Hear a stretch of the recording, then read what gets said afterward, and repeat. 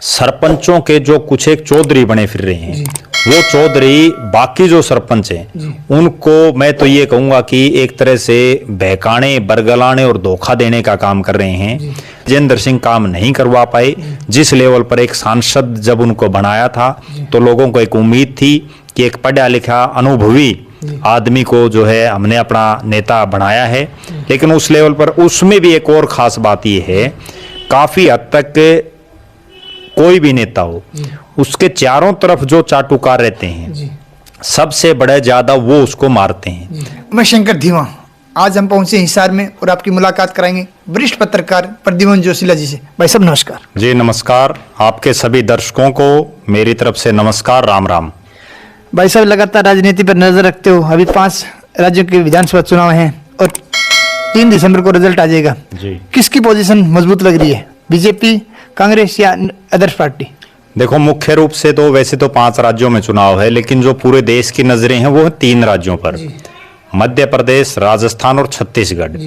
तीनों ही राज्यों में जो परिणाम होगा वो 2024 की देश की राजनीति की दशा और दिशा तय करेगा। राजस्थान में जहां तक सवाल है, वहां अशोक गहलोत और वर्सेज बीजेपी, वहां कोई राहुल गांधी का बहुत ज्यादा लंबा चौड़ा कोई सिस्टम दिखाई नहीं दे रहा, ना ही नरेंद्र मोदी का है। लेकिन जिस तरह से वसुंधरा राजे सिंधिया को मोदी और अमित शाह की जोड़ी दरकिनार कर रही है लगातार, उसका खामियाजा बीजेपी को भुगतना पड़ सकता है। मध्य प्रदेश में पिछले चुनाव में जो परिणाम आया था, उसके बाद कमलनाथ के नेतृत्व में वहां कांग्रेस की सरकार बनी थी, लेकिन ज्योतिरादित्य सिंधिया के कई विधायकों के साथ बीजेपी में चले जाने की वजह से फिर शिवराज सिंह चौहान वहां मुख्यमंत्री बन गए। अब ऐसा लग रहा है कि वहां भी बड़ी क्लोज फाइट है, लेकिन कांग्रेस अप दिखाई दे रही है। छत्तीसगढ़ में भूपेश बघेल बहुत अच्छी पोजीशन में है और कुल मिलाकर के ये कहा जा सकता है कि बीजेपी की बजाय कांग्रेस तीनों राज्यों में आज के दिन अप दिखाई दे रही है। बाकी अभी चुनाव प्रचार शुरू होगा, क्योंकि अभी तक तो सारे प्रत्याशी चुनावी मैदान में नहीं उतरे हैं। ज्यों-ज्यों चुनाव आगे चलेगा उसी के बाद सब स्पष्ट हो पाएगा। मोदी और जो अमित शाह की जोड़ी है वो भी आखिरी बॉल, जैसे जो क्रिकेट की आखिरी बॉल होती है, उस तक वो जो है खेलते हैं। दूसरी बात करूं, अभी बात इंडिया नाम का गठबंधन बना जिसमें काफी पार्टियां आई, 28 पार्टियां थी, और उसके बाद में एनडीए जो बीजेपी की, उसमें 38 पार्टियां हैं। नाम मोदी का लिया जाता है लेकिन पार्टियां छोटी मोटी करके 38 हैं। इस गठबंधन में एनडीए वर्सेस इंडिया, इसमें आपको कौन सी मजबूत लग रही है? देखो, आज के दिन तो बीजेपी के राज में पिछले 9.5 साल से नरेंद्र मोदी देश के प्रधानमंत्री हैं। इंडिया जो गठबंधन है उनकी तरफ से अभी तक कोई कैंडिडेट उनका फाइनल नहीं हुआ है। जब तक उनकी तरफ से कोई प्रधानमंत्री पद का दावेदार नहीं आता तब तक कुछ भी नहीं कहा जा सकता। लेकिन आज अगर आज के सीन में देखें, लोग बीजेपी से नाराज खूब हैं, लेकिन उसके बावजूद विकल्प ना होने की वजह से मोदी को ही वो ज्यादा प्रेफर कर रहे हैं। दूसरी तरफ जो इंडिया गठबंधन है उसमें अभी तक ये तय नहीं हो पा रहा कि किस सीट पर कौन लड़ेगा, कौन उनका चेहरा होगा। जब तक वो सारी चीजें तय नहीं होंगी टेबल पर, तब तक कुछ भी कहना बड़ा मुश्किल है। और दूसरी बात जो है वो ये है कि इंडिया गठबंधन में जितने दल आज के दिन शामिल हैं वो आखिरी तक कितने दल रहते हैं, इस पे भी एक बड़ा प्रश्न है, क्योंकि उनमें आपस में टकराव रहता है। अरविंद केजरीवाल कांग्रेस के खिलाफ भी बोलते रहते हैं, दूसरी तरफ वो जो है आम आदमी पार्टी इंडिया गठबंधन का हिस्सा है। तो इस तरह से अभी कुछ भी कहना बड़ा मुश्किल है।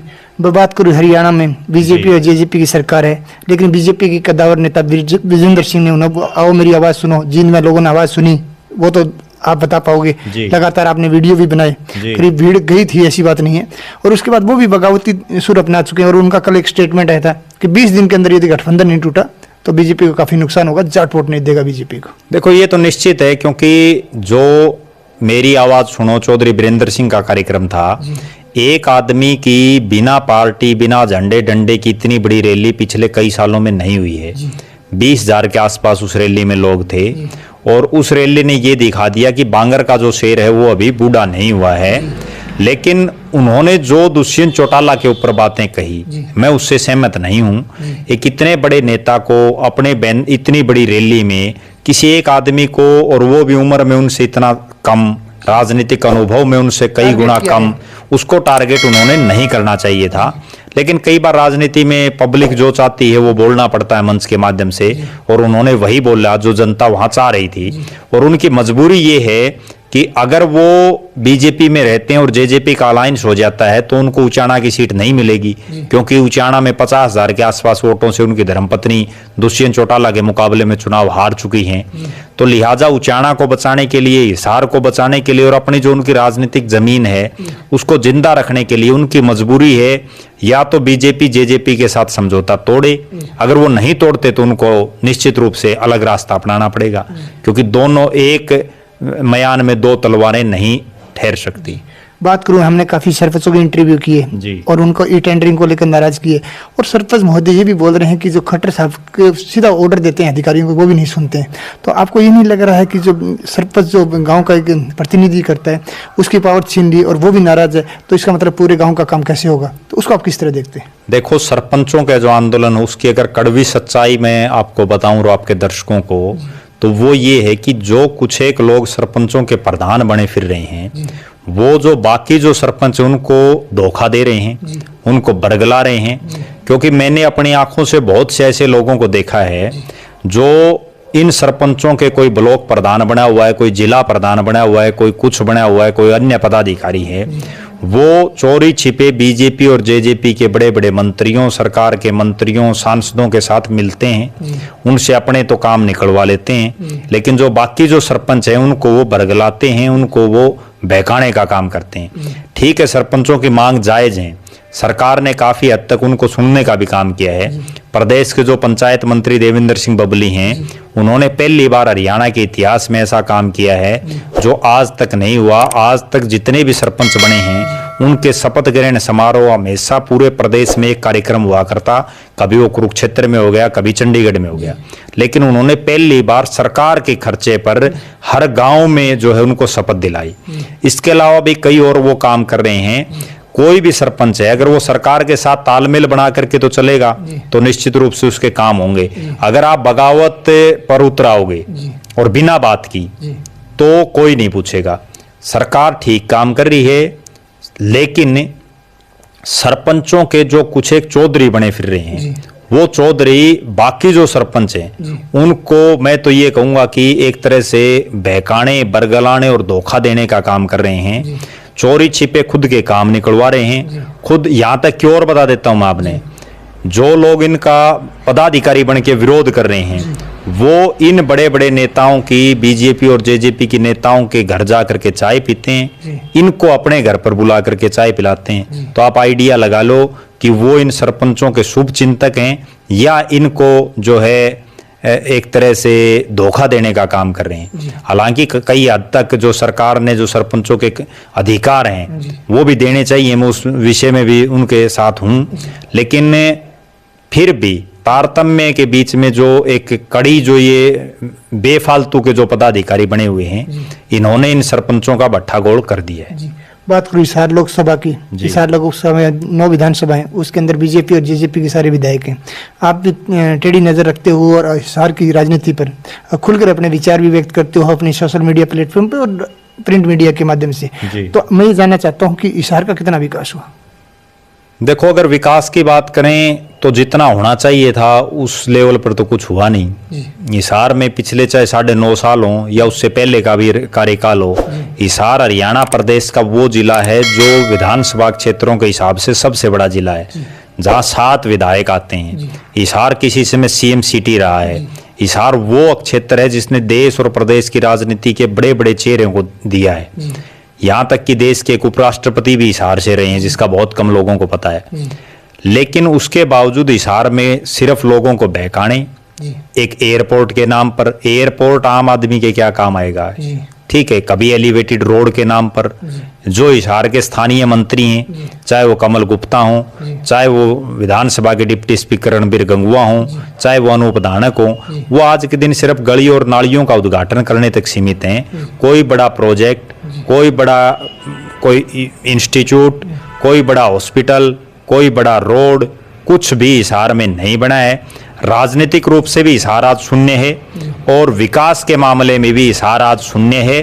और उसके लिए अगर कोई दोषी है तो वो दोषी जो हिसार के जनप्रतिनिधि हैं, आज जो अलग अलग विधानसभा क्षेत्रों का प्रतिनिधित्व कर रहे हैं, वो लोग उसके जिम्मेवार हैं, चाहे वो जेजेपी के हों, चाहे वो बीजेपी के हों। और सारे के सारे आज एक और जो जैसा आपने बताया, सारे के सारे आज सत्ता के साथ हैं। बल्कि और एक कड़वी बात और मैं आपको बताऊं, अगर हम नलवा विधानसभा क्षेत्र की बात करें, पहला, दूसरा और तीसरा स्थान पर जो लोग आए, चाहे वो कांग्रेस के कैंडिडेट थे जो 2 नंबर पर रहे, जेजेपी के कैंडिडेट थे 3 नंबर पर रहे, बीजेपी का कैंडिडेट जीता, तीनों आज सरकार के साथ हैं। लेकिन नलवा विधानसभा क्षेत्र में एक काम भी नहीं हुआ। लोकसभा में तो सेम अगर लोकसभा की बात करें हम, ब्रजेंद्र सिंह पिछले 4.5 साल से सांसद हैं, एक पढ़ा लिखा सांसद है, इसमें कोई दो राय नहीं है, आईएएस ऑफिसर रहे हैं। लेकिन चूंकि वो खट्टर साहब के साथ उनकी नहीं बन पाई, बेशक वो सत्ता में हैं, लेकिन उस लेवल पर ब्रजेंद्र सिंह काम नहीं करवा पाए